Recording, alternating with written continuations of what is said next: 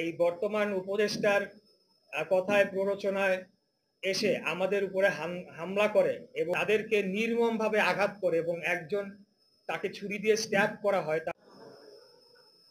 একমাত্র রেজিস্টার্ড নগর ভবনের একমাত্র শ্রমিক কর্মচারী ইউনিয়ন যেটি রয়েছে সেটি আরিফ চৌধুরী এবং বাবু তাদের নেতৃত্বে রয়েছে। এর বাইরে কেউ যদি দাবি করে থাকে তারা শ্রমিক দলের বা বিএনপির সমর্থক, তাহলে সেটা তাদের কর্মকাণ্ডের মধ্য দিয়েই প্রমাণ হবে আগামীতে যে তারা কি জাতীয়তাবাদী দলের সমর্থক কি না।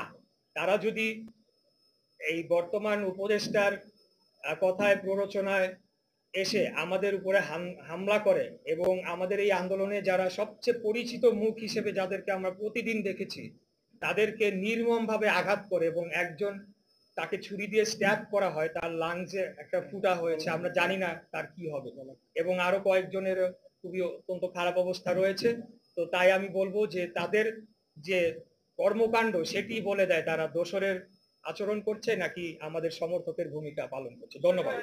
প্রথম যে প্রশ্নটি করেছেন, আমার মনে হয় যে এই কাজটি আমার নয়, এটি আইন শৃঙ্খলা রক্ষাকারী বাহিনীর কাজ। আমি তথ্য যেটুকু পেয়েছি এবং বিভিন্ন মাধ্যমে বিভিন্ন সূত্রে আমরা যেগুলো তথ্য পাই এবং যে সকল কর্মকাণ্ড বিগত 7-8 মাসে হয়েছে সেটির উপর ভিত্তি করে এবং বিভিন্ন ব্যক্তিবর্গের সাথে কথা বলে আমি এই বিষয়টি নিশ্চিত হতে পেরেছি। এর সপক্ষে প্রমাণাদি জোগাড় করে সেটিকে আদালতে প্রমাণ করার দায়িত্ব আমার নয়, এটি আইন শৃঙ্খলা রক্ষাকারী বাহিনীর। দ্বিতীয় কি জানি বলছেন ভাই? মিডিয়া ট্রায়ালের বিষয়টি হচ্ছে যে এটা আজকে থেকে নয়, আপনারা জানেন যে আরো জানুয়ারি মাস থেকেই এই ধরনের একটি মানে তৎপরতা শুরু হয় এবং তখন এটা প্রেডিক্ট করা হয়েছিল। শুরু হওয়ার প্রায় 2 সপ্তাহ আগে আমাদের কয়েকজন যারা এই সংক্রান্ত বিষয়ে কাজ করেন তারা প্রেডিক্ট করেছিলেন যে মিডিয়া ট্রায়াল শুরু হতে যাচ্ছে। পরবর্তীতে আমরা দেখলাম যে সেটি হয়েছে।